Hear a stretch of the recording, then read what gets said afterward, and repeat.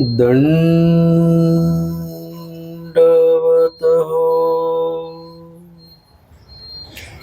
दृष्टांत निरूपणाच्या सत्रामध्ये 46 क्रमांकाचा दृष्टांत श्रवण करणार आहोत. दृष्टांत आहे मोदळ्याचा.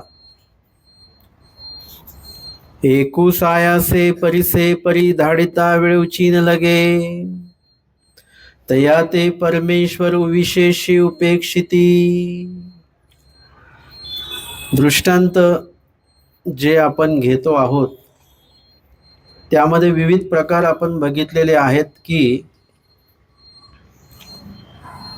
ईश्वरे देता पर एखादा व्यक्ती अनधिकारे ते विसरतो, परंतु त्याचे जर का तळमळ असेल तर परमेश्वर त्याला ज्ञान देतात. आणि एखादा बुद्धी दोषामुळे जर का विसरतो किंवा अनेकाप्रती तो बोलतो तर परमेश्वर त्याची उपेक्षा करतात. आणि आजच्या दृष्टांतात सांगितलेलं आहे की एखादे सायासे परिसे परी धाडिता वेळूची न लगे, म्हणजे त्याच्याकडे गुण आहे की सायासे परिसे प्रयत्नपूर्वक शास्त्रासाठी जे काही कष्ट घ्यावे लागतात ते कष्ट घेऊन तो ते शास्त्र प्राप्त करतो. म्हणजे सहजपणे शास्त्र जे आहे ते प्राप्त होत नसतं. त्यासाठी काही जे अपेक्षित कष्ट आहेत जे घेतलेच गेले पाहिजेत ते घ्यावेच लागतात. आणि म्हणून शास्त्र अध्ययन करत असताना ते शास्त्र प्राप्त व्हावा असा अधिकार जरी जोडलेला असेल तरी ते होऊ नये असा अनधिकार पण त्याच वेळेला जोडलेला असतो. स्वाभाविकपणे जसं ते म्हणतात की महादेवा भक्तांचे दोन्ही चाली आलेल्या होत्या एकदाच, प्रेमाची पण आणि ही पण. मग त्यामध्ये एखाद्याचा अनुसरणाचा जर का भाग असेल तर त्याच ठिकाणी अनुसरणाचा अडथळा पण तिथेच जोडलेला आहे. दोन्ही गोष्टी एकाच ठिकाणी आहेत. क्रिया उभय रूपा जे काही स्वामींनी सांगितलेलं आहे तर तशा पद्धतीने एकाच क्रियेच्या बाबतीमध्ये दोन गोष्टी आपल्याला बघायला मिळतात, अधिकार आणि अनधिकार. आणि म्हणून एखाद्या वेळेस अधिकार जरी आम्हाला दिसत असला तर तिथेच जवळच अनधिकार पण असतो बरं का. कोणीतरी म्हटलं की बाबा मला अनुसरण घ्यायचं आहे आणि तोपर्यंत सर्व ठीक होतं आणि नेमकं अनुसरणाचा उल्लेख केला, तयारी सुरू झाली आणि अडथळा आला. म्हणाले अनुसरणाचा अडथळा म्हणजे आतापर्यंत काहीच नव्हतं, ही समस्या ही आताच एकदम कशी काय उद्भवली ना. ती अनुसरणाच्या सन्निधानी ती जोडलेली आहे. एखादं सेवादास्याच्या सन्निधानी अडथळा असतो तोपर्यंत आपण चांगले असतो, पण नेमकं सेवा करायच्याच वेळेला आपली तब्येत बिघडून जाते अचानक, किंवा ज्ञान घेण्याचा अधिकार आलेला आहे पण त्याच वेळेला काहीतरी असा अनधिकार उभा ठाकतो की मग ते आपण त्या ठिकाणी उपस्थित राहून सुद्धा त्या ज्ञानाचं श्रवण आपल्याला करता येत नाही. एकतर तिथे आपण पोहोचूच शकत नाही आणि दुसरा प्रकार पोहोचल्यानंतर देखील त्या ठिकाणी देहिक उपस्थिती राहते, मानसिक उपस्थिती आपली राहत नाही. असा तो अनधिकार म्हणजे प्राप्त होऊन देखील नाही, भेटून सुद्धा नाही असा प्रकार होतो. आणि ज्ञानाच्या बाबतीमध्ये हे अडथळे जास्त प्रमाणात असतात.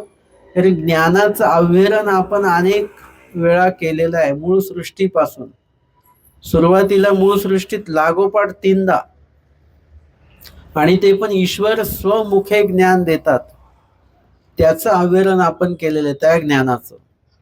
आणि सोबतच प्रवाही सृष्टीला पण अनंत जन्मात किंवा अनंत युगात किंवा अनंत सृष्टीमध्ये अनंत वेळा परमेश्वराने ज्ञान देऊ केलं. एका जन्मामध्ये पण अनेकदा स्वामी म्हटलेले आहे, जसं दादोसांना किंवा सारंग पंडितांना स्वामी अनुसरा अनुसरा म्हणतात. म्हणजे एकाच देहामध्ये, एकाच त्या पूर्ण जो काही सन्निधानाचा कार्यकाळ आहे त्यांचा, त्याच्यात एकदा दोनदा तीनदा तरी स्वामी म्हटलेले आहेत आणि निरूपणाद्वारे म्हटले आहेत ते परत वेगळं. तरी देखील त्याचं त्यांनी अवहेलन केलेलं आहे. त्या अनुसरणाच्या आज्ञेचं अवहेलन केलेलं आहे. अशा प्रकारे अनंत वेळा ज्ञानाचं अवहेलन होतं. आता अजून एक अवहेलन असं होतं की शास्त्र ऐकतो आपण, पण त्याचं अनुपालन आपण करत नाही. कारण एखादा प्रश्न आपण विचारतो, त्या प्रश्नातलं जे वचनाचं जे आचरण आहे ते पण आपण विचारतो, परंतु ते आचरण मात्र अनुपालन करण्याचा कुठलाही विचार दूरपर्यंत नसतो. जसं एखाद्या दुकानात आपण गेलो, हे केवढ्याचं आहे, हे सांगितलं एवढ्या एवढ्याचं आहे, किती देऊ, नाही नको आहे, ते फक्त सहज विचारला तर. म्हणजे असं असतं का कधी? सहज कशाला काय विचारायचं? जेव्हा घ्यायचं आहे तेव्हाच ते विचारलं गेलं पाहिजे. तसं आपण जरी आचरण करत नसलो, जरी आता ती आपली स्थिती नाही आचरण करण्याची, परंतु त्याचं चिंतन तरी आपण, जे प्रश्न विचारला की भिक्षा कशी मागावी, आपण काही भिक्षा मागणार नाही आता, परंतु त्याची माहिती असावी आणि त्याची संधी शोधत राहावी की या वेशामध्ये पण मला कुठे भिक्षा मागता येईल का, कसं येईल, म्हणून त्या संधीचा शोध घेत राहायचा, त्याचं चिंतन करत राहायचं की भिक्षा मागत असताना मग पात्री पडीले भोजन मला जमेल का, इत्यादी प्रकारे त्या विचारामध्ये आपण राहिलं पाहिजे. नुसतंच विचारलं आणि तो विषय तिथे सोडून दिला, मग तसं चालणार नाही. हे सुद्धा एक प्रकारचं अवहेलन आपण शास्त्राचं करत असतो. आणि अशा पद्धतीने सायासे म्हणजे बहुप्रयत्नाने आपण शास्त्र जे आहे ते शास्त्राचं अवलोकन करत असतो, म्हणजे वाचन करत असतो, त्या शास्त्राचं श्रवण करत असतो, त्या शास्त्राबद्दल चर्चा आपण करत असतो. आणि खरोखर शास्त्र हे असं सहजासहजी मिळतच नाही. एखादे कोणीतरी असे असतील, माहीम भट्टोबास किंवा महादाईचे उपलक्षणे, त्यांना सहज शास्त्र मिळत आहे, सहज प्रश्न आणि त्याच्यातनं सहज उत्तर आणि सहज चिंतन, सगळं जुळून आलेल्या गोष्टी आहेत. असं होतच नाही की ते म्हणतात की मला आठवत नाही, मला पाठच होत नाही, किंवा नाही आज मला ऐकायची इच्छाच नाही. असा काही प्रकार लीळाचरित्रामध्ये आपल्याला बघायला मिळत नाही. म्हणजे त्यांचा तो अधिकार तर आहेच, पण श्रीमुखे ज्ञान ऐकण्याचा अधिकार आहे, हे पण विशेषतः आहे बरं का. श्रीमुखे ज्ञान सर्वांना होत नाही. एक तर परमेश्वर दिसतच नाही, दिसले तरी ते चालता बोलता देव तो दुर्लभ सांगितला. परत जे देव भेटणार आहेत आपल्याला, त्या भूमिकेतनं आपल्याला ते निरूपण करतीलच असं नाही. आपण जरी म्हटलं आम्हाला वासनिकाची अस्तीपरी सांगा, तरी स्वामी म्हणतील की जे होऊनी असा त्याची पुसा. उगाच कशाला वासनिकाची अस्तीपरी विचारता? आधी जे आहात त्याचबद्दल विचारा. तुम्ही प्रापंचिक आहेत तर प्रपंचाबद्दलच विचारा, प्रपंचच कसा करायचा आहे. हा त्याच्यातनं जर का बाहेर पडून तुम्हाला वासनिक व्हायचं असेल तर निश्चितच वासनिकांची अस्तीपरी कशी ते विचारा. त्याच्यातनं बाहेर पडून तुम्हाला अनुसरायचं असेल तर निश्चितच अनुसरणाबद्दल विचारा. म्हणजे नुसतंच विचारणे नको, तर त्याच्यामध्ये आचरणे देखील असलं पाहिजे. नुसतंच विचारणे हा प्रकार नको, त्याच्यामध्ये आचरणे हा प्रकार देखील त्याच्यामध्ये उतरला पाहिजे. कमीत कमी मानसिकता तरी विचार करणं गरजेचं आहे. जेव्हा आपण एखाद्या वस्तूचं किंमत विचारतो आणि मग आपण म्हणतो नाही मी सहज विचारलं, परंतु जर का आपल्याला ती वस्तू घेण्याचं मनात असेल ना, तर आपण त्याची किंमत उगाच नाही विचारली, आपण त्याची किंमत विचारली कारण की तेवढे द्रव्य मला जमवायचं आहे आणि तेवढं द्रव्य जमवून मला ती वस्तू घ्यायची म्हणून ते विचारलेलं आहे. म्हणजे मगाशी जे काही उदाहरण दिलं त्याच्यामध्ये उगाच विचारलेलं आहे, काहीच घ्यायचं नाही. पण यामध्ये आता ज्या उदाहरणात आपण परत बदल केलेला आहे, आता जे विचारलेलं आहे ती वस्तू घ्यायची आहे, त्याचं नियोजन करायचं आहे. आमच्या आचार्य माहीम भट्टांनी ते नियोजन अनुसरणाचं केलेलं आहे, ज्ञान श्रवणाचं, ज्ञानाच्या चर्चेचं नियोजन केलेलं आहे. आणि स्वामींकडे प्रत्येक भेटीमध्ये काही ना काही विचारलं. स्वामी सुद्धा महादाईसांना म्हणतात की जया तया अर्था ऐताजी असे तुम्ही देखते ती तरी तुम्हा सुखची होते. कारण की महादाईचा सुद्धा त्याच अधिकाराचे आहे. ज्ञान, चर्चा आणि जिज्ञासा अशा प्रकारचे जे काही गुण आहेत ते महादाईसांचे आहेत. आणि तेच गुण कुठेतरी भट्टोबासांचे पण आपल्याला दिसतात. आणि ती विद्वत्ता आहे. म्हणजे त्यांनी मागील जन्म जो आहे तो शास्त्राला उत्तम दिलेला आहे. आता जरी आम्हाला कळतं की ते सायास काहीच नाही आहे. म्हणजे एखाद्याला कष्ट करून द्रव्य कमवावं लागतं, की आत्ता मला किती द्रव्य पाहिजे, 100 रुपये, त्याला 100 रुपयाचे कष्ट जागेवर करावे लागतात आणि मग 100 रुपये मिळतात. आणि एखादा व्यक्ती बँकेत जाऊन लगेच 100 रुपये काढून आणतो. परंतु त्यांनी ते द्रव्य कमवायला त्याच्या आधी कष्ट घेतलेले आहेत. आणि ते आधी कष्ट जे घेतलेत त्याचे आता ते फलद्रूपाला येतात. तशा प्रकारे ज्ञान जरी आम्हाला वाटतं एखाद्याला सहज प्राप्त होतंय, तर सहज नाही प्राप्त होत त्याला. त्यांना ते ज्ञानाला त्यांनी मागे सायासे प्रयत्न केलेला आहे. सेवादास्य त्याच्यासाठी केलेलं आहे. कष्ट घेतलेले आहेत. हे सर्व केलेलं आहे. म्हणजे मार्गामध्ये आम्ही बघायचो एखाद्यांचं घोकपाट व्हायचा नाही तर ते दिवसभर, त्याच्यानंतर परत संध्याकाळी भोग आपलं व्यापार झाल्यानंतर आणि परत जेवणानंतर 11 11 वाजेपर्यंत परत बसायचं. काही लोक लवकर झोपून सकाळी लवकर उठून ते करायचे, कारण की पाठांतर होत नव्हतं म्हणून. त्यामध्ये काही लोक असे आहेत की ज्यांचं पाठांतर लगेच व्हायचं तरी ते दिवसभर पोथी घेऊन बसायचे. म्हणजे प्रयत्न असा आहे, इतका प्रयत्न की पाठ झाल्यानंतर परत ते घोटायचं. म्हणजे इत्यादी प्रकारे इतके कष्ट घ्यावे लागतात ज्ञान घेण्यासाठी. आपण जर 1 तास बसल्यानंतर आपण घड्याळ बघायला लागतो की कधी संपतं, आज खूपच जास्त वेळ घेत आहेत पोथी वगैरे वगैरे. म्हणजे इथे ज्ञान श्रवणाला आपल्याला कंटाळा येतो, परंतु ज्ञान अध्ययन करायला किंवा ते पाठांतर करायला दिवसभर पोथी घेऊन बसावं लागतं. आणि तिथे काही असं नसतं बरं का, खुर्ची किंवा सोफा आहे टेकून बसलेलं आहे असं काही नाही. ज्याला जिथे जागा मिळेल तिथे त्यांनी बसायचं आहे. काही टेकायला वगैरे काही मिळत नाही. आणि आश्रमाची जी काही लाईटची व्यवस्था आहे तर त्या लाईटच्या व्यवस्थेमध्ये ते अध्ययन करायचं आहे. मग तिथे ते आपल्यासाठी स्पेशल लाईट असेलच असं नाही. एकाच ह्याच्यामध्ये 2-3 अभ्यास करायचे एकाच लाईटीमध्ये. म्हणजे इत्यादी प्रकारे हे कष्ट तर आपल्याला मार्गामध्ये दिसतात. आणि अधिक पात्री पडिले भोजन ह्याची सवय खऱ्या अर्थाने मार्गात लागते बरं का. जे लोक मार्गात राहिले त्यांना पात्री पडिले भोजन सहज शक्य होतं नंतरच्या काळामध्ये. कारण की मार्गामध्ये जे काही तयार आहे तेच वाढले जातात आणि जे वाढले जातं तेच खायचं आहे. दुसरं तिसरं काहीही मिळत नाही. म्हणजे इत्यादी प्रकारे सर्वच बाबतीमध्ये कष्ट आहे. आणि व्यापार परत करावा लागतो, सेवा करावी लागते. आणि दिलेल्या वेळेत पोथीला उठायचं, दिलेल्या वेळेमध्ये घोकाला उपस्थित राहायचं, दिलेल्या वेळेमध्ये सेवेला उपस्थित राहायचं, देवपूजेला उपस्थित राहायचं. हे सगळे कष्ट आहेत त्याच्यामध्ये.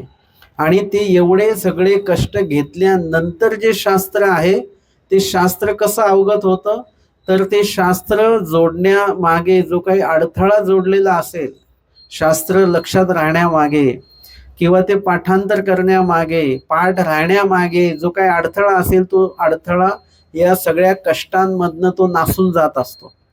आणि म्हणून घरी आपला जसा तसा अभ्यास होत नसतो. झाला जरी तरी त्याचं मळीनत्व एक आपल्याला परत आचार होत नाही आपला. परत मळीनत्व आपल्या काही क्रियेमुळे येत असतं आपल्याला.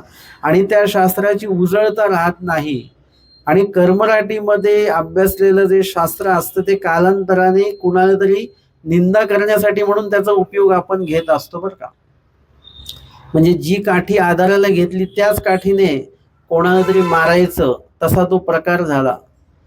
ज्ञान हे आपल्या आधारासाठी, आपल्याला चालण्यासाठी म्हणून त्याचा उपयोग करायचा. तो दुसऱ्यांना निंदा करण्यासाठी म्हणून त्या ज्ञानाचा जर का उपयोग सुरू झाला की मग त्या ज्ञानाच्या माध्यमातनं आपल्याला जे काही प्राप्त करायचं ऊर्ध्वगती, ती ऊर्ध्वगती प्राप्त होत नाही. आपण आपल्याच अक्रियेने अधोगतीला जात असतो. आणि म्हणून एखादी व्यक्ती अतिसायासाने परिसे म्हणजे शास्त्र श्रवण करून ते समजून घेऊन पूर्णपणे शास्त्र अवगत करण्याची क्रिया ते करतात. परी धाडिता वेळूची न लगे, परंतु धाडिता मात्र वेळूची न लगे. एखाद्या वेळेस कष्टाने द्रव्य कमवायचं आणि ते एकाच याच्यामध्ये घालवून बसायचं, तसा तो प्रकार. शास्त्र काढायचं कष्टाने, मात्र सांगताना मात्र त्या शास्त्राचं रहस्य राखायचं नाही, किंवा त्या शास्त्रामध्ये काहीतरी अन्यथा टाकून काहीतरी वेगळंच सांगत बसायचं आणि स्वतः ते शास्त्र उपयोगात आणायचं नाही. आणि धाडिता वेळूची न लगे, म्हणजे शास्त्र कसं धाडल्या जातं. धाडणे म्हणजे ते जे काही शास्त्र अवगत केलेले ते विसरून जाणे. हे काह्याची म्हणे नागदेव रावळाची. प्राप्त करायला किती वेळ लागला. मागील जन्म गेला असेल, 2-4 जन्म गेले असतील, बोटी बोटी योग्यता जमवली असेल, आणि मग नंतर कुठेतरी श्रीमुख्य ज्ञान व्हावं एवढी योग्यता जोडली, आणि घृणा जिंतली, इतक्यापर्यंत वैराग्य केलं, तरी देखील मात्र काय झालं की हे काह्याची म्हणे नागदेव राळेची ही स्थिती प्राप्त झाली. धाडिता वेळूची न लगे, ज्ञानच काय, नाम देखील. ठीक आहे, ज्ञान धाडलं आपण, परंतु नाम तर नाही धाडलं पाहिजे. नाम तर लक्षात राहिलं पाहिजे ना आपल्या. कारण की ज्ञान हे ज्याच्या त्याच्या बुद्धिमत्तेवर आहे. कोणाला आठवण राहील, कोणाला नाही राहील, तो भाग वेगळा आहे. पण नाम मात्र गेलं नाही पाहिजे. आमचे स्वामी सांगतात, हे वचनार्थ वचन जाऊ नये दिजे. एखाद्या वेळेस वचनाचा अर्थ नाही लक्षात राहायला हरकत नाही, पण वचन मात्र जाऊ देऊ नका. कदाचित वचन जर का माहिती पडलं, वचन जर का लक्षात असलं, तर त्या अर्थापर्यंत पोहोचणं सहज शक्य आहे. आणि वचनच नाही राहिलं तर मग परत वचन अभ्यासा आणि मग परत अर्थापर्यंत जा, म्हणजे तुम्हाला अधिक कष्ट त्याच्यामध्ये येतील. म्हणून कमीत कमी वचन तरी आपलं लक्षात ठेवलं पाहिजे. आणि जर का इत्यादी कष्ट घेऊन ज्ञान ग्रहण करण्याचे कष्ट घेतले, पण ज्ञान टिकवण्याचे जर का कष्ट घेतले नाहीत, आपल्याला ज्ञान घेण्याचे कष्ट एखाद्या जमतील, पण ज्ञान जतन करून ठेवण्याचे कष्ट.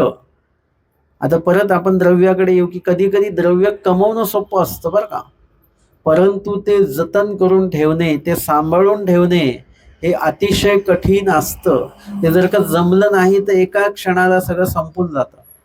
तशा पद्धतीने ज्ञान ग्रहण करणं, घेणं हे कधी कधी सोपं होऊन असू शकतं, परंतु ते ज्ञान राखून ठेवणं, जतन करून ठेवणं आणि ते आपल्या उपयोगी लावणं. जसं आपल्याकडे पदार्थ आपण जतन करून ठेवतो आणि लागेल तसे ते पदार्थ आपण उपयोगी लावत राहतो. गुळ असेल तर तो आधेमध्ये आपण खात राहतो, उपयोगी लावतो आपल्या शरीराला. तशा पद्धतीने ते ज्ञान जे आपल्याकडे आहे, आताची तर वैसे घेपे घेऊन ठेवा ते सगळं, आणि पाठी अनुभवे जाणार. काही गोष्टी आता कळणार नाही, नंतर त्या गोष्टीचा अनुभव येईल आणि ते अनुभवे जाणार, म्हणजे तेव्हा ते ज्ञान तुम्हाला त्या ठिकाणी बरोबर उमट त्या ज्ञानाचा होत राहील. तो विधी जेव्हा कराल तेव्हा तेव्हा त्याचा अनुभव तुम्हाला येत राहील. आणि इतकं सगळं केल्यानंतर ते जर का ज्ञान जतनच नाही केलं, की माझे आचार्य वचन पाठ होते बरं का, परंतु काय झालं, आता हे 2-3 महिने एवढी धावपळ होती, तर ते मी आता विसरलो. म्हणजे धाडिता वेळूची न लगे, पण पाठ करिता भरपूर वेळ लागतो, खूप वेळ जातो. म्हणजे एक वचन एका दिवसाला पाठ करायचं म्हटलं तर 30 दिवसाला 30 वचनं, आणि सुट्ट्या पकडून किती, 30तनं 4 सुट्ट्या काढल्या बाहेर, तर आपण 25 दिवस म्हणजे 25च वचनं, आणि त्याच्यात आजारपण वगैरे ते पकडून 20च वचनं आपली महिनाभरात पाठ होतात. म्हणजे 10 महिन्यामध्ये 200 वचनं, म्हणजे एक प्रकरण सुद्धा पूर्ण आपलं होत नाही कुठलं. परंतु विसरायचं म्हणजे 10 महिने लागत नाही विसरायला. विसरण्यासाठी 10 दिवस पण पुरेसे झाले. आणि धाडिता वेळूची जे काही प्राप्त केलं ते लगेचच्या लगेच आपल्याकडनं ते काय होतं, अधरित होऊन जातं. म्हणजे ते धरल्या गेलेलं जे आहे ते धरलेलं आपल्याला परत जतन करून ठेवायचं, आणि नाही जतन करता आलं तर ते अधरित होऊन जातं, म्हणजे ते निघून जातं. आमचे स्वामी ते सांगतात ना, काय करा, काला करा आणि त्या काल्यामध्ये ती भाजी स्वामी ती टाकतात त्याच्यामध्ये, आणि सगळ्यांचं जे काही आळं आहे ते कसं असतं, सगळ्याच्या आळ्यामधनं ती भाजी जाते. तुम्ही केलं का कधी तसं? चपातीचं किंवा भाकरीचा काला एकदम भुगा करायचा हाताने आणि त्याचं आळं करायचं आणि त्या आळ्यामध्ये भाजी वरण जे काय असेल ते घ्यायचं आणि त्याच्यातनं ते ती जी काही वाढलेलं आतमध्ये पातळ कालवण आहे ते बाहेर आलं नाही पाहिजे. ते बरोबर असं बसलं पाहिजे. खानदेशमध्ये काय करतात, दोन एक चपात्या एकदाच चुरतात ते आणि त्याचं आळं करतात आणि त्याच्यात पातळ वरण घेतात, एकदम घट्ट वरण नाही, त्याच्यात तूप घेतात आणि त्या आळ्या अशा पद्धतीने बनवलं जाते की ते वरण वरण इकडे तिकडे बाहेर पडत नाही, धावत नाही इकडे तिकडे ते वरण. आपण जर का ते केलं, ज्यांना सवय नाहीये त्यांचं वरण ते त्या केळीच्या पानात राहतच नाही, ते इकडे तिकडे मातीमध्ये मिसळून जातं. म्हणजे इत्यादी प्रकारे ते स्वामींनी करायला लावलं आणि मग सगळ्यांच्या त्या आळ्यातनं काय झालेलं आहे, ती भाजी आहे ती बाहेर आलेली आहे. पण भटोबासांचं जे आळं आहे, स्वामी म्हणतात अवघ्याचे ते जे आळं आहे ते गळकं आहे, पण भटोबासांचे कसे आहे, निगळ. म्हणजे त्याच्यातनं बरोबर नुसतं हे आळं नाही, हे जेवणाचं आळं नाही, आपल्याला जीवनाचं जे आळं आहे ना ते तसं करता आलं पाहिजे की परमेश्वर आपलं जीवन आहे आणि आपल्या हृदयरूपी आळ्यामध्ये परमेश्वराला अशा प्रकारे साठवायचं आहे की परमेश्वर त्याच्यातनं इकडे तिकडे गेले नाही पाहिजे, हृदयातनं बाहेर पडले नाही पाहिजे, हृदयातच बसले पाहिजे स्वामी. आणि अशा पद्धतीने परमेश्वर नुसते नाही तर परमेश्वराचं ज्ञान, परमेश्वराचं नाम, परमेश्वराचं सहाय्य सगळं आपल्याला परमेश्वर हृदयगाम्य केल्याविषयी ते प्राप्त होणार नाही. परंतु आपल्या हृदयाचं आळं म्हणजे कसं आहे, निगळ नाहीये, ते गळकं आहे. थोड्या वेळ आपण केलं, थोड्या वेळी विसरून गेलो, असं होत असतं. आणि म्हणून हे जे हृदय आहे आपलं, ते एक प्रकारे हृदय शून्यासारखं पण आहे आणि हृदय आपलं ठिकाणावर पण सुद्धा नाहीये. त्याच्यामुळे धाडिता वेळूची न लगे. काही लोकांना अशी वस्तू ठेवली आणि लगेच दुसऱ्या मिनिटाला ते विसरून जातात की आत्ताच इथेच आलो आणि वस्तू ठेवली अशी, पण ती वस्तूच भेटून नाही राहिली, कुठे ठेवली हेच लक्षात येत नाही. हे काय आहे, धाडिता वेळूची न लगे. आत्ताच पाठ केला आम्ही, कालच दृष्टांत झाला, कुठला तरी झाला तो दृष्टांत, बरंच नाव आहे माझ्या तोंडावर पण काही येऊन नाही राहिलं. म्हणजे कालच आपण ऐकलं पण नाही लक्षात आपल्या, आज सकाळीच आपण ऐकलं पण लक्षात नाही आपल्या. हे काय आहे, लगेच ऐकलं लगेच विसरलो. अशा जीवाला परमेश्वर विशेष उपेक्षिती. मागच्या दृष्टांतात काय सांगितलेलं आहे की बुद्धी दोषे विसरे किंवा अनेकाप्रती बोले तया ते फक्त उपेक्षिती. इथे याला मात्र काय करतात, विशेष उपेक्षिती. म्हणजे त्या केलेल्या प्रयत्नाचं तो चीज करत नाही, केलेल्या प्रयत्नाचं तो गांभीर्य ठेवत नाही. म्हणजे तो कसा आहे, तो त्याला काय म्हणता येईल, ज्याला काळजी रहित व्यक्ती आहे, ज्याला कशाची काळजी नाही, काही नाही, अशा प्रकारचा तो व्यक्ती असल्यामुळे त्या ठिकाणी त्या व्यक्तीला परमेश्वर विशेष उपेक्षिती म्हणजे नाहीच सांगत. कारण की त्यांनी ते शास्त्र धाडलेलं आहे. शास्त्र धाडायचं नाही, घालवायचं नाही, शास्त्राचं अवहेलन करायचं नाही, हे सर्व शास्त्रामध्ये सांगितलेलं आहे. किंवा कशा प्रकारे ते शास्त्र जाऊ शकतं हे पण शास्त्रामध्ये सांगितलेलं आहे. आणि हे सगळं माहिती असताना परत चूक करायची. म्हणजे एकाला मी सांगितलं की हे बघा, हे सांभाळून बरं का, हे खाली पडेल नाही तर, आणि थोड्या वेळाने तो ग्लास खाली पडला, पाणी सांडलं. मी त्यांना म्हटलं, हो तुम्हाला सूचना दिलेली होती तरी देखील ते, आणि त्याची सूचना दिली ह्या ग्लास खाली पडेल आणि पाणी सांडेल, मग सूचना देऊन देखील तुम्ही परत तेच केलं जे नाही व्हायला पाहिजे होतं. म्हणजे अशा व्यक्तीचा आपल्याला जास्त राग येतो. आणि एखाद्याकडनं आपण सूचना देण्याच्या आधी समजा ते पडलं तर ठीक आहे, काय हरकत नाही वगैरे, आणि सूचना देऊन सुद्धा नाही समजलं, काळजी घेतल्या गेली नाही, याचा जास्त आपल्याला राग येतो. पाणी सांडल्याचा राग नाही येत, ते काळजी न घेतल्याचा सांगून सुद्धा, माहिती असून सुद्धा त्याचा राग जास्त येतो आपल्याला, म्हणजे वाईट वाटतं. म्हणजे सूचनेची काय किंमत राहिली. परमेश्वराने अशा अनेक सूचना आपल्याला शास्त्रामध्ये दिलेल्या आहेत, निरूपणामध्ये सांगितलेले आहेत, दृष्टांतामध्ये सांगितलेले आहेत, त्या सूचना दिलेल्या आहेत आपल्याला. पण त्या सूचनेचं मूल्य न जाणता त्याचं जे काही अवमूल्यन आपण जे करतो त्याची परमेश्वराला खंती येते. आणि म्हणून शब्द काय आला, उपेक्षिती नाही, विशेष उपेक्षिती असं म्हटलेलं आहे, जैसा मोदळ्याचा. हा जो दृष्टांत स्वामींनी सांगितलेला आहे तो संतोषाप्रती स्वामींनी सांगितलेला आहे की संतोष जे आहेत ते स्वामींचं अवस्थान वेरूळला आहे. आणि स्वामींना अनकयच्या लेण्यासी स्वामी बीजे करतात. आणि तेथ एक देऊळ आहे दक्षिणाभिमुख, तेथ जोगी महात्मा एक बैसले होते. एक कुणीतरी संन्यासी व्यक्ती बसलेले, अन्य संन्यासी. गोसावी दोन्ही दार संका धरुनी आवळोकिले. स्वामींनी दोन्ही दार संका श्री करे धरुनी, म्हणजे इथे श्रीमूर्ती आली आणि दार संका म्हणजे काय आलं, चेष्टा आली. आणि भीतरी आवळोकिले, आणि महात्मा आपण येत असीजे. आणि तिथे आतमध्ये ते महात्मा बसलेले आहेत. त्यांना स्वामी विचारतात, तुम्ही इथे असता का? तेही म्हणितले, आसो सुखे संतोखे. हो, मी इथे असतो. सुखे संतोखे म्हणजे समाधानाने आहे. ये नगरीची भिक्षा कीजे, या गावातच तुम्ही भिक्षा मागता का? ते म्हणतात, कीजे सुखे संतोखे. हो, सुखा संतोषाने मी इथे भिक्षा मागतो, म्हणजे माझी कुठली तक्रार नाहीये. येथ जेवीजे, आणि इथे जेवता का मग? हो, जेऊ सुखे संतोखे, म्हणजे हो, जेवण सुद्धा मी सुखे संतोषाने करतो. येथ निद्रा करा, इथे झोपता का तुम्ही? ते म्हणाले, हो, करू सुखे संतोखे. म्हणजे सर्व बाबतीमध्ये त्यांनी सुखे संतोषे अशीच उत्तर दिलेली आहेत. म्हणजे ते जीवनामध्ये समाधानी व्यक्ती आहे. आणि म्हणून स्वामी त्यांना म्हणतात की तरी तुम्हा नाव संतोखू म्हणा. असं जर का आहे तर तुमचं नाव काय आहे?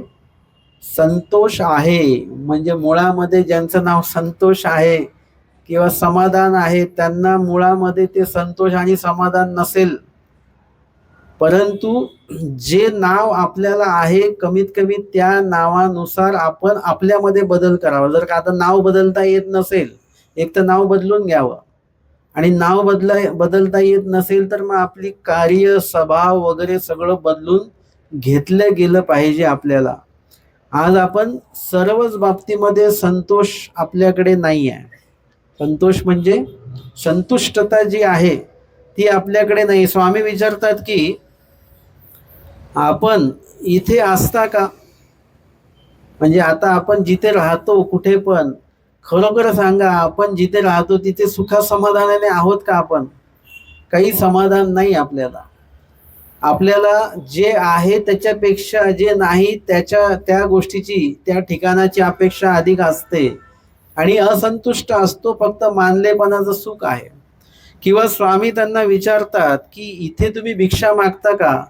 म्हणजे आपण जे कमवतो आहोत प्रपंचामध्ये राहून, भिक्षा म्हणजे जे कमवणं आहे, तर ते सुद्धा सुखा समाधानाने नाहीये. त्याच्यामध्ये पण असंतुष्टता आपली आहेच आहे. किंवा जे कमवलेलं आहे, तर स्वामी विचारतात की तुम्ही इथे जेवता का? पण आपण पण जेवतोच कमवलेलं जे आहे, पण ते पण समाधानपूर्वक नाहीये. की आज हेच चांगलं नाही, तेच चांगलं नाही, हीच भाजी का, तीच भाजी का. म्हणजे आमचं जेवण समाधानपूर्वक नाहीये. आणि येथ निद्रा करा. निद्रा तरी कुठे सुख समाधानाने आहे का आपल्याला? आपल्याला काहीच नाही, याच्यापैकी काहीच समाधान आपल्याला नाहीये. पण स्वामींना एकमेव व्यक्ती असा भेटलेला आहे की ज्याची कुठली तक्रारच नाहीये. एरवी आपण मंदिरात जातो किंवा स्थानाकडे जातो किंवा कोणालाही आपण भेटलो की आपली तक्रार भरपूर असते. आपले जिज्ञासा असल्या पाहिजेत, आपले प्रश्न असले पाहिजे. शास्त्राच्या बाबतीत तुम्ही जेवढे प्रश्न कराल, जिज्ञासा कराल, तेवढं समोरच्या व्यक्तीला खूप छान वाटेल की आज बरं वाटलं बरं का, खूप दिवसांनी चांगली चर्चा झाली, चांगल्या विषयावर चर्चा झाली. पण आपली शंकाही नसतात, आपले प्रश्नही नसतात, आपल्या तक्रारी भरपूर असतात. तर त्या तक्रारी असणारे लोक जे जीव आहेत ते परमेश्वराला सतत भेटत राहतात. पण कुठलीही तक्रार नसलेला व्यक्ती है ना. आमच्या आबाईचा भेटल्या ती तक्रार होतीच काही ना काही, शांताबाईचा भेटल्या तर काही ना काही तक्रार होतीच, आमचे नीळभट्ट भेटले तर काही तक्रार तशी काही नव्हती. माहीम भट्टाची पण तक्रार होतीच, ती तक्रार स्वामींनी मिटवल्या सगळ्या तक्रारी, ते काही ठेवल्या नाहीत कोणाच्या तक्रारीत स्वामींनी. परंतु काही ना काही तक्रारी होत्याच. नीळभट्टांची पण तक्रार होती की मी निघालो तर काहीच घेऊन निघालो नाही, ते त्यांचं चालू होतं. स्वामींनी तेही मिटवून टाकलेलं आहे. परंतु त्यांच्या सर्वांच्या तक्रारी मिटवण्यासारख्या तक्रारी होत्या. आपल्या तक्रारी त्याच्याही पुढच्या आहेत, त्या कुठल्याच जन्मामध्ये मिटल्या नाही, नाही मिटणार नाही. म्हणून आपण प्रतिसृष्टी कशी आहोत, असंतुष्ट आहोत. देव भेटले तरी असंतुष्टच आहोत, धर्मात आलो तरी असंतुष्ट, ज्ञान ऐकतो तरी असंतुष्ट, स्मरण करतो तरी असंतुष्ट. याच्यापेक्षा अजून काय पाहिजे. जे आपल्याला मिळालं ना, ज्ञान मिळतंय किंवा नाम मिळालं ना, हे नाम सगळ्यांना मिळत नाही. तुमच्या बाजूला कोण राहतात त्यांना ते नाम माहिती नाहीये. यदा कदाचित एखाद्या घरी एकच माणूस उपदेशी आहे, त्याच्या घरातल्या व्यक्तींना नाम माहिती नाहीयेत, तुम्हाला नाम माहिती आहे. याच्यापेक्षा संतुष्टपणा अजून काय असला पाहिजे. या कलियुगामध्ये आपल्याला देव भेटला, याच्यापेक्षा अजून वेगळं काय असलं पाहिजे बरं. अजून कसली तक्रार पाहिजे आपल्याला. आणि म्हणून तक्रार शून्य आयुष्य जगून बघा एखादा महिना तरी. कुठलीच तक्रार कोणाशीच करायची नाही, देवाशी पण नाही करायची. उलट तक्रार जी असेल ती आपण स्वतः त्याची जी काही समस्या निवारण आपण स्वतःच ती केली पाहिजे. आणि म्हणून जेव्हा स्वामींना अशी व्यक्ती भेटते तेव्हा स्वामी म्हणतात की तुम्हा नाव संतोखू म्हणा, तुमचं तर नाव संतोष म्हटलं पाहिजे. आणि मग त्यांना स्थिती झाली आणि मग स्वामी तिथून निघून गेले. अशा पद्धतीने त्यांची आणि स्वामींची ओळख झालेली आहे. आजच्या सत्रामध्ये त्यांच्या संदर्भातला हा जो दृष्टांत आहे त्या संदर्भातली ही लीळा आपण बघणार आहोत. तथा अभ्यास करणी शिक्षा पण पूर्वार्ध 206 क्रमांकाची लीळा आहे. संतोख वैसे माणिकेश्वराकडे गेले, तिकडून येता ती तव गावीचा जोगी धरिले. आता काय झालं की हे जे संतोष आहे आधी काही जोग जुक्ती जे काही करायचे म्हणजे त्यांच्या पद्धतीने काही विधी वगैरे करायचे, पण स्वामींच्या भेटीनंतर काही गोष्टी त्यांच्या बंद झालेल्या आहेत. म्हणजे परमेश्वर भेटल्यानंतर अन्य धर्माचं आचरण करण्याची काही गरज नाही, ते सुटून जातं. आपल्याकडे मात्र उलट चालू आहे वारे, आपल्याकडे उलट तिकडून इकडे येऊन राहिले परत नवीन नवीन काय काय काय. आणि इथे मात्र हे भेटल्यानंतर ह्यांचं आधीच सर्व सुटलं. आमच्या नीळभट्टांना स्वामी भेटले तर तो ग्रंथ घेऊन निघाले का सोबत, तो ग्रंथ सोडून दिला तिथे. कारण की इथे काय मिळालेलं, ब्रह्मविद्येचा चालता बोलता ग्रंथ मिळालेला आहे. आता ह्या ग्रंथाचं काय करायचंय. आमच्या खेई गोईंना संपत्ती मिळालेली आहे, दोन्ही संपत्त्या मिळाल्या आहे ना. असं सगळ्यांच्या नशिबात नसतं. शांताबाईसांच्या नशिबामध्ये ईश्वर संपत्ती पण द्रव्य संपत्ती नव्हती, पण खेई गोईंच्या नशिबात द्रव्य संपत्ती पण आहे, ईश्वर संपत्ती पण आहे. आता काय सोडायचं आणि काय धरायचं, काय सांगा. आपली परिस्थिती काय होईल अशा वेळेला. द्रव्य संपत्ती का ईश्वर संपत्ती. आपण ईश्वर संपत्तीलाच निवडणार, पण द्रव्य संपत्ती घेऊन है ना, सोबत घेऊन येणार आपण. परंतु खेई गोईंनी मात्र तसं नाही केलं. खेई गोईंनी ईश्वर संपत्तीच निवडली, द्रव्य संपत्ती निवडलीच नाही. ही एकदा निवड आपल्याला करता आली पाहिजे बरं का. आपण जर का निवड करण्यात चुकलो की मग प्रवासात वाटतं की हे 2 ड्रेस नसते घेतले तर चालले असते बरं का, ओझं वाढून गेलं, हे नसते घेतलं तर चाललं असतं. पण ते नंतर सुचून काही उपयोग नाही. ते जेव्हा निर्णय घेत असतो तेव्हा सुचलं पाहिजे की काय घ्यायचं आणि काय ठेवून द्यायचं आपल्याला. आणि अशा पद्धतीने लीळाचरित्रातले सर्वजण जे बघितले आपण, जे बोधवंत अनुसरले, या पदात ज्यांचं नाव येतं त्यांनी आमच्या स्वामींना भेटल्या तर नंतर मागील अवघेची विसरले. हे वाक्य नुसतं माहीम भटांसाठी नाही, हे भटोबासांसाठी पण आहे. मागील अवघेची विसरले. महादाईचा पण एका विशिष्ट कालावधीने मागील अवघेची विसरले. आमच्या बाईचा पण मागील अवघेची विसरले, बाकी काही लक्षात नाही ठेवलं त्यांनी. म्हणजे अशा पद्धतीने आपल्याला हा एक भाग लक्षात आला पाहिजे की ईश्वर धर्म एकदा तुम्हाला लक्षात आला की इतर कुठलाही जीवदेवतेचा प्रपंचाचा धर्म हा आपण धरून ठेवायचा नसतो. सर्व धर्मांपरित्यज्य इतकं स्पष्ट सांगितलेलं आहे कृष्ण महाराजांनी. आणि मग संतोष ऐसे तिकडून येत होते आणि गावीचा जोगी धरिले. गावातले जे काही संन्यासी वर्ग होते त्यांनी त्यांना धरलं. हे काय रे जोगू नाही जुगती नाही, म्हणजे काय तुम्ही जोगियाचं कुठलंच आचरण करणं सोडून दिलंय. कुठल्याही प्रकारे जोगियाचा वेश तुमच्याकडे नाही, तोही सोडून दिलेला आहे. आणि शिक्षा नाही आदेशू नाही, म्हणजे कुठल्याही प्रकारचं आचरण नाही किंवा दंडवत करणे नाही वगैरे वगैरे सगळंच बंद करून टाकलं. काठी खापरी मुद्रा तरी आमची आणि तू गोसाव्यांपाशी राहिलासी. बाकीच्या वस्तू तुझ्याकडे आमच्या आहेत, म्हणजे आमच्या धर्माच्या आहेत, आणि तू राहतो कोणाकडे, तर स्वामींकडे राहतो आहेस. तव संतोखे म्हणितले कैसी नाही जोगू जुगती. ते म्हणतात कसं काय बरं म्हणता तुम्ही, जोगू जुगती नाही माझ्याकडे.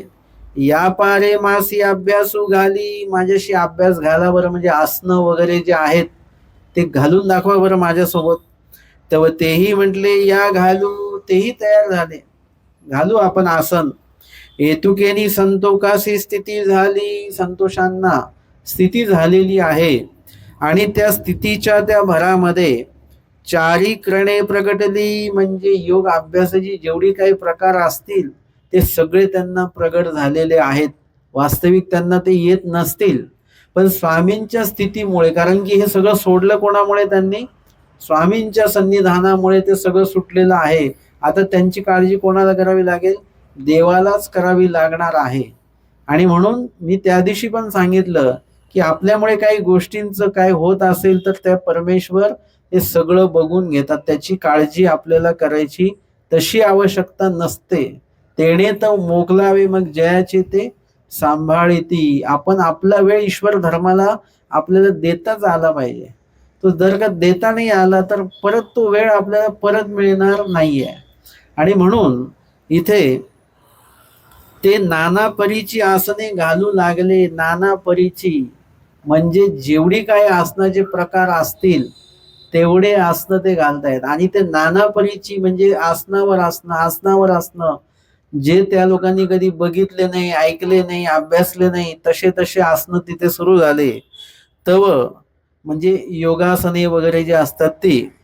तव संतोकाचे ते गोसाव्यांचे स्थितीचे. आता संतोकाचे जे सुरू होते आसनं ते कुणामुळे होतं, ते गोसाव्यांची स्थितीचे, स्वामींनी दिलेल्या स्थितीमुळे ते होत होतं. ते घालतीची होते आणि ते घालतच राहिले, ते थकले नाही आणि कुठे अडले पण नाही की बाबा आता एवढेच आसने येतात पुढे येत नाही, असं झालं नाही. एर आडले आणि बाकीचे जे त्यांच्याशी पैज त्यांनी लावलेली होती ते मात्र तिथे आडले, म्हणजे त्यांना त्याच्या पुढचे आसन येईनात. आणि जे आसनं हे घालतायत ते आसनं पण त्यांना काही जमेना. ज्या वेगाने ते आसनं घालत असतील तेवढ्या वेगाने पण त्यांना ते आसनं घालता येईना. आणि मग येर आडले, थांबले ते. मग तीही म्हटले अरे साक्षात गोरक्षी. आणि त्यांना वाटलं, अन्य लोकांमध्ये काय माहितीये का, की ज्ञानाचा अभाव असल्यामुळे आपल्यापेक्षा कोणी श्रेष्ठ भेटल्यानंतर काही बाबतींमध्ये बरं का, एक तर द्वेष असतो, नाही तर मग त्या ठिकाणी त्याला देवच मानतात. दोन्हीपैकी काहीतरी एकत्र काहीतरी होतं. एक तर त्या व्यक्तीचा द्वेष केला जातो, नाही तर एक तर त्या व्यक्तीला देव मानलं जातं. म्हणजे अशा पद्धतीने अज्ञान किंवा अन्यथा ज्ञानामुळे ही गोष्ट घडते. है ना. आमचे स्वामी त्या उकरड्यातनं उठून बाहेर आले आणि ते म्हणाले की काहीतरी संकट आहे बरं का, काहीतरी आपल्याला सूचित केलं गेलेलं आहे, विचारूया. आणि त्यांनी सांगितलं असं आहे तर शांती करावी लागेल. म्हणजे आपल्याला असं जर का आपल्याला कोणी सांगितलं तर आपल्यामध्ये पण करणारे आहेत बरं का, करवून घेणारे पण आहेत आणि करणारे पण आहेत. आणि लगेच आपल्याला कोणीतरी सांगितलं की असं असं आहे तर ते लगेच ते म्हणतात शांती करावी लागणार. आणि अज्ञान कोणी असतील मानव पंथाचेच तर ते म्हणतात हो करून टाका, किती खर्च येतो काय वगैरे करता येईल. त्या दिवशी मला कोणीतरी म्हणालं की बाबा तुमच्या ते ग्रुपला मला तुम्ही जॉईन केलंय पण मला ते हेच येत नाही, निरूपणाचं येतच नाही. म्हटलं असं कसं काय येतच असेल, तुम्ही ग्रुपला आहात का, ते म्हणजे आहे. मग ते लिंक येतच नाही म्हणे. म्हटलं येत असेल तर म्हणे नाही येतच नाही. म्हटलं मग त्याची शांती करावी लागेल. असं काही मी करत नाही बरं का, नाही तर उद्या याल तुम्ही. म्हणजे मी मस्करीत बोललो त्यांना, मग त्यांना ते लक्षात आणून दिलं, बघा हे येऊन राहिलं तुम्हाला वगैरे, ऐका तुम्ही व्यवस्थित. म्हणजे इत्यादी प्रकारे आपण कोणाला दुःख सांगायची खोटी, की तो व्यक्ती तिकडे शांतीचं ते सगळे उपाय घेऊन बसलेलाच आहे आणि आपण लगेच काही ना काही त्यांच्याकडनं करून घेत असतो. असं नाही तर असं, तसं नाही तर तसं, काहीतरी आपण करून घेत असतो. तर तसं करता कामा नये. आपण अन्यथा ज्ञानाला शरण जायचं नाही. देवालाच देव मानावं, जीवाला जीव मानावं, देवतेला देवता मानावं, प्रपंचाला प्रपंच मानावं. प्रपंचाला देव मानू नये आणि जे काही जडमूड आहे त्याला देव मानू नये, देवतेला देव मानू नये, जीवाला देव मानू नये. ही महानुभाव पंथाची सर्वप्रथम ही शिकवण आहे. देवालाच देव मानावं. आणि त्या ठिकाणी ते लगेच म्हटले गोरक्षी म्हणजे साक्षात गोरक्षनाथच आहेत हे. किंवा आमच्या दायंबासांनी स्वामींना ती गोष्टी सांगितली, हे अवघे लोक जे आहेत ते कसे खावे, दंबे खावे. म्हणजे त्यांना सहज फसवता येतं त्या लोकांना. आम्ही तिथे जायचो म्हणे, एकाला संन्यासी बनवलं, एकाला म्हणजे त्याची तब्येत चांगली असेल है ना, संन्यासी पण गुरु वाटले पाहिजेत ना. असं बारीक सारीक गुरु केलं तर कसं होणार. गुरु म्हणजे असं चांगलं व्यवस्थित पाहिजे. आणि त्याला गुरु करायचं आणि अवघ्या त्या एका गावामध्ये जाऊन दवंडी पिटवायची, की बाबा असे असे कोणी महात्मे आलेले आहेत तुमच्या गावामध्ये, गोरक्षनाथ आलेले आहेत, आणि लोक लगेच सगळं घेऊन यायचे. ते कुठले काय वगैरे त्यांचं कुठलेही आधार कार्ड बघत नव्हते आणि त्यांना गोरक्षनाथ मानून त्यांना सगळं दान धर्म वगैरे करत. आणि हे दायंबाज सांगतात की आम्ही सगळ्यांना फसवलं, म्हणजे खोटं बोललो, आम्ही खोटं बोलून त्या दुष्काळामध्ये आम्ही आमचा उदरनिर्वाह केलेला आहे. म्हणजे लोकांनी कुठलीही पडताळणी शहानिशा करत नाही. हे कोणाचे लक्षण आहेत, अज्ञान अन्यथा ज्ञानीयाचं लक्षण आहे. आपण पण जर का असं करत असू न पडताळताच, तर मग मात्र आपण अज्ञानी आणि अन्यथा ज्ञानी आहोत हे कोणाला विचारायला जायचं नाही. ठरवून घ्यायचं की मी अज्ञानी अन्यथा ज्ञानी आहे.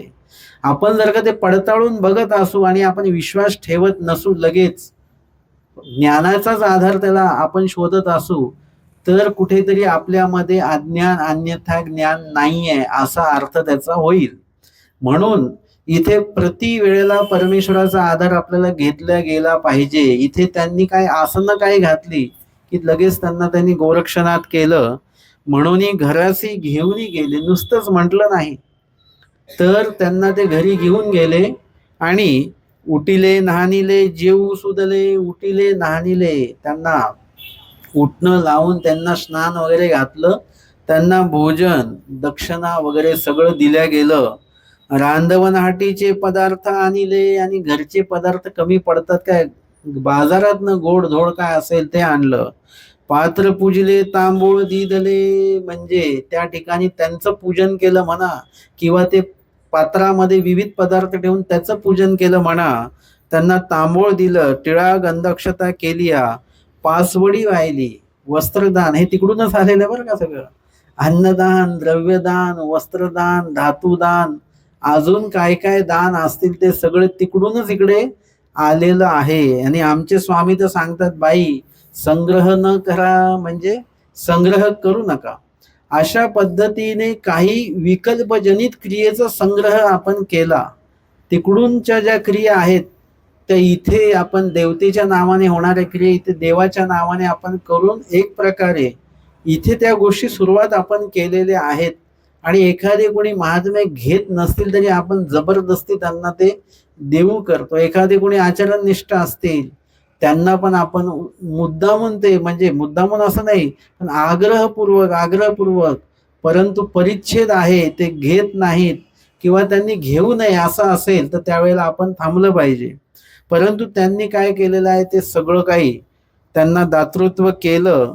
आणि मग संतोखू गोसाव्यांपाशी आले. संतोष जे आहेत ते आमच्या स्वामींजवळ आले. येताची गोसावी दृष्टीची करुणी भ्रुभंगी पुसिले. स्वामींनी आता त्यांच्याशी बोलले नाहीत स्वामी. दृष्टीची भ्रुभंगी म्हणजे डोळ्याच्या हे जे काही आहेत भोया वगैरे त्याचा एक अनुकार देवानी असा केला आणि विचारलं त्यांना की काय वगैरे. जसं हे कोणाला विचारलेलं, असं निळभट्ट भांडारीकरांना विचारलेलं, तेव्हा पण स्वामी बोलले नाही. अजून काय त्या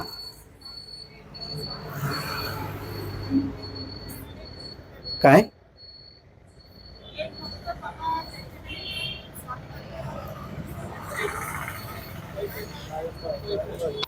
आणि स्वामींनी त्या भ्रुभंगीनी त्यांना असं विचारलं, म्हणजे फक्त इशारा करून विचारलेले प्रश्न आहे त्याच्यामध्ये. तेव्हा तेही पात्र पुढा ठेवून अवघी गोष्टी गोसावींपुढा सांगितली. जसं निळभट्टांनी सांगितलं की वेळ का लागला, त्यांनी सांगितलं देवा ऐसेनी ऐसे झाले वगैरे वगैरे आणि म्हणून मला वेळ लागला. स्वामी म्हणतात ऐसेही करित्या लोक न भजो. जर का असं जर का तुम्ही प्रगट करत राहिले तर लोक भजणार नाहीत का? लोक भजणारच आहेत, आपल्याला भजन पूजन करतील. आणि म्हणून जर का तुम्ही या मान पान सन्मानामध्येच राहिले तर काय होईल, तेवढ्या वेळ परमेश्वर आठवण्याचे विधी थांबून जात असतो आणि तेवढ्या वेळ आपण परमेश्वराला विसरत असतो. आणि याच्यामध्ये जर का वाढ वृद्धी झाली त्याच गोष्टींमध्ये तर सतत काय होईल, देवाला विसरणे विसरणे विसरणे आणि मग विसरूनच जाऊ आपण. आणि म्हणून देव म्हणतात की तुम्हाला हे पाहिजे तर हे मिळेल, पण आम्ही भेटणार नाही. ते म्हणतात नाही आम्हाला देवच पाहिजेत, मग हे नाही करणार तर मग देव भेटतील तुम्हाला. आणि ह्यांना पण त्याचं विचारलं गेलं आणि मग ते म्हणतात, त्यांनी सगळं वृत्तांत सांगितलं. जीजी मी हाटांतू वाटे जात होता तर एकी महात्मा माते म्हणितले आरे तू आम्हासी शिक्षा न करीसी आदेशू न करीसी. म्हणजे आमच्या समोर तू कुठल्याच विधीचं पालन करत नाही, आम्हाला दंडवत तू करत नाहीस. हे सगळं त्यांनी मला असं बोलले ते. तव म्या म्हटले ये पारे म्यासी अभ्यासू घालू, तेही म्हणितले या घालू. ते घालू लागले माझे ते गोसाव्यांचे, मी घालतू होता म्हणजे ते आसनं घालतोय मी घालतोय आणि ते आडले म्हणजे ते हरले माझ्या समोर. आणि मग म्हणतात गोरक्षुरे म्हणजे मला त्यांनी देव म्हटलं वगैरे, असं ते झालं सगळं काय. म्हणून तेही शिक्षा केली आणि मग त्यांनी जे काही भजन पूजन वगैरे जे काय करायचं ते सर्व केलं, मान सन्मान माझा केला. गोरक्ष म्हणून माझे पात्र पूजिले, गोरक्ष म्हणून माझं जे काही भोजन पात्र आहे त्याचं त्यांनी पूजन केलं. ऐसे जी तेही केले म्हणजे पूजन केलं म्हणजे त्या पात्रामध्ये विविध चांगले चांगले पदार्थ जे आहेत ते त्यांनी ओळगवले वगैरे, म्हणजे त्या पात्राचा देखील सन्मान केलेला आहे. ऐसे तेही केले, असं असं घटना घडली. मग स्वामी म्हणतात हंगाते तुमचे रहस्य किंगा आपले रहस्य आणि का प्रति प्रगटीये न कीजे किंगा. स्वामी सांगतात हे तुमचे रहस्य आहे, म्हणजे देवापासून जे प्राप्त झालेलं आहे ते लगेच काही प्रगट करू नका. काही गोष्टी जे आहे ते तुमचं रहस्य असतं, ते रहस्य सगळ्यांना सांगत बसू नका. म्हणजे पंथाबाहेर तर सांगूच नका, पण पंथातल्या सुद्धा सगळ्यांना सांगत बसू नका. आपण काहीतरी स्मरण केलं आणि ते म्हणाले की मार्गशीर्ष महिन्याच्या शेवटच्या दिवशी मला दत्तात्रयाने दर्शन दिलं, घरी आले माझ्या, खरोखरच घरी आले असतील तर तुमच्या पुरतच ठेवा. मंडळातल्या सगळ्यांना दिलं का दर्शन? तुम्हाला एकट्यालाच दिलं ना तर मग ते तुम्ही तुमच्या पुरतं मर्यादित ठेवा आणि देवाला प्रार्थना करा की मला अजूनही प्रत्यक्ष भेट पाहिजे, अजून त्या भेटीमध्ये आपण वाढ वृद्धी करू शकतो. परंतु देवानी जे काही तुम्हाला दर्शन दिलेलं आहे ती फक्त तुम्हाला ती प्रतीती दिलेली आहे. तुमची प्रतीती सगळ्यांची प्रतीती नसणार आहे. तुम्हाला ज्या माध्यमातून प्रतीती आली त्या माध्यमातून सगळ्यांना प्रतीती येणार आहे का? माहीम भटांना नुसतं ते मातीच्या ढेकळावर पाणी पडल्याने त्यांना सगळं आयुष्य त्याच्यामध्ये कळालं. आपल्याला कळेल का तसं? आपल्याला समोर एखादी इमारत पडली तरी आपल्याला कळणार नाही की बाबा अनुसरण घेतलं पाहिजे म्हणून. आपण म्हणू की हे परत एकदा नवीन इमारत बांधल्याशिवाय काही अनुसरण होणार नाही आपलं, हे सगळं पूर्ण करूनच जाईन मी. परंतु माहीम भट्टांना मात्र त्याच्याहून लक्षात आलं, काही सांगता येतं कोणाला कशातनं बोध होऊ शकेल, काय होईल, तर ते आपलं रहस्य असतं. माहीम भट्टांनी आपलं रहस्य कोणाला सांगितलं नाही, पण आमच्या स्वामींनी त्यांना विचारलं कैसिया परी निर्गमन झाले सांगा. ते विचारलं तेव्हा त्यांनी सांगितलेलं आहे, त्याशिवाय ते सांगितलं नाही. अशा पद्धतीने भट्टोबासांना पण स्वामी विचारतात तुम्हाला कसं स्फुरलं, रहस्य आहे ते स्वामींकडे त्यांनी प्रगट केलं. ते आपलेनी श्री चरणाचे प्रसादे मला ते स्फुरलेलं आहे आणि त्याचं श्रेय परमेश्वराला दिल्या जातं. पण काही असे जे काही बाबी असतात, असे काही अनुभव असतात, ते आपल्यालाच लक्षात ठेवले पाहिजेत.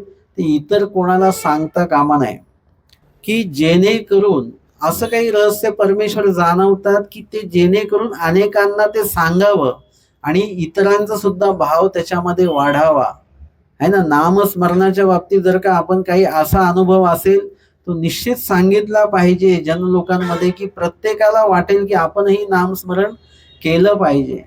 किंवा श्रुत श्रेष्ठाचार नावाचं पुस्तक आहे, त्याच्यामध्ये असे काही काही संदर्भ दिलेले आहेत महत्वपूर्ण, की जे वाचल्यानंतर कुठेतरी वाटतं आपल्याला की नाही आपल्याला पण स्मरण हे केलं पाहिजे, ईश्वराचा अनुभव हा घेतला पाहिजे आपण. आणि असे काही अनुभव सांगता येतात. पण अजून काही असे रहस्यमय अनुभव असतील की जे देवाने तुमच्या पुरतेच मर्यादित ठेवलेले असतील तर ते मात्र सांगायचे नाहीत. आमच्या भट्टोबासांना स्वामींनी जेव्हा ते गंगातीर वंदन करायला आले त्यावेळेला शिन्नस्थळी, आसन शिन्नस्थळी येथे त्यांनी ते वंदन केल्यानंतर आमच्या स्वामींनी तिथे त्यांना पुन्हा दर्शन दिलेलं आहे. आणि ते शक्ती स्वरूपयुक्त असं ते दर्शन आहे, शक्तियुक्त स्वरूपाचं दर्शन त्यांना झालेलं आहे वगैरे. आणि ते त्यांनी जतन करून ठेवलं. आणि मग नाती नागाईसांना मात्र त्यांनी ते सांगितलं काही घटनेवरून. आणि त्यांना हे सांगितलं की तुम्ही ते कवीश्वर बासांना मात्र सांगू नका. परंतु नाती नागाईसांनी बोलण्यामध्ये ते कवीश्वर बासांना सांगितलं आणि कवीश्वर बासांनी त्याच्याविषयी संदेह व्यक्त केला की खरंच का, असं काहीतरी संदर्भ झाला की स्वामींनी तर सांगितलं आता पुन्हा भेट देणं नाही, आता नव्या संबंध, मग आता कसं काय भेट दिली. म्हणजे त्या क्रियेविषयी संदेह निर्माण त्यांनी केला. आणि मग नाती नागाईसांच्या लक्षात आलं की भट्टोबासांनी का सांगितलं होतं की ह्यांना सांगू नका, कारण की ते तर्कवितर्क करणारे आहेत. आणि हे स्वाभाविक आहे बरं का, तर्कवितर्क करणारे असतील त्यांना स्वाभाविकपणे असं वाटू शकतं.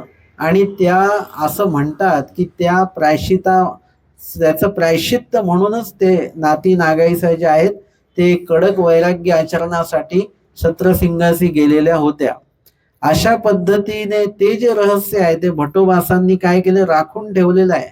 आणि खूप नाती नागाईसांना सांगितलं पण त्यांना पुढे कोणाला सांगायचं नाही असंही सांगून ठेवलेलं होतं. म्हणजे हे अशा प्रकारची जी काही रहस्य आहेत ते आपण कुणालाही सांगू शकत नाही आणि ते सांगू नये. आणि ते सांगितले तरी तुमच्यावर कोणीही विश्वास ठेवणार नाही. म्हणजे अशा प्रकारचा हा संदेह त्यांच्या मनामध्ये निर्माण होणं तर स्वाभाविक आहे. आणि म्हणून स्वामी सांगतात की हे तुमचे रहस्य किंगा, ते तुमचं रहस्य आहे. आपले रहस्य अनेका प्रती प्रगटीये न कीजे किंगा, न प्रगटी हे कीजे किंगा म्हणजे पुन्हा पुढेही ते प्रगट करू नका. आणि त्यावर स्वामींनी मोदळ्याचा दृष्टांत सांगितला आहे की मोदळा असे तयाचे घेतेद्वार साने, मोदळ्याचे घेतेद्वार जे आहे ते साना आहे, परंतु सांडितेद्वार त्याचं जे थोर आहे म्हणजे एक मोजमाप करण्याचं हे माप आहे किंवा घटिका पात्र आहे असंही म्हटलं जातं.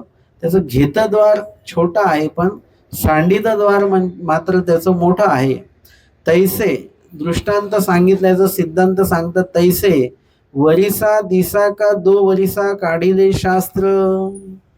म्हणजे शास्त्र काढण्याला किती वर्ष लागले, वरिसा दिसा का दो वरिसा काढिले असे शास्त्र.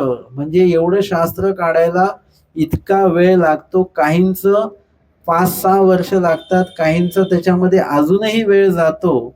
आणि एवढं ते कष्ट सायासाने जे शास्त्र काढलं ते एका प्रती बोलूनी जाय. म्हणजे एखाद्या जीवाप्रती जो अनार्थवंत आहे आणि ज्याला ईश्वराचं कुठल्याच प्रकारची अर्थता नाही आहे त्याला त्याची इच्छा नसताना त्याच्या समोर ते शास्त्र सांगणे, त्याची त्याबद्दलची आवड नसताना त्याला ते शास्त्र सांगणे, आणि त्याच्यामधनं काय होतं की एका प्रकारे ते शास्त्र वाया धाडल्यासारखं होतं. स्वामी सांगतात की अर्थाप्रती बोलावे, आणि ते अर्थ अनार्थवंत काही न पाहता ते बोलल्यामुळे काय झालं की एका प्रती बोलूनी जाय, म्हणजे एखाद्या जीवाप्रती, दोषवंत जीवाप्रती बोलूनी ते शास्त्राचं जे काही महत्व असतं, जे रहस्य असतं, ते तो धाडून टाकतो.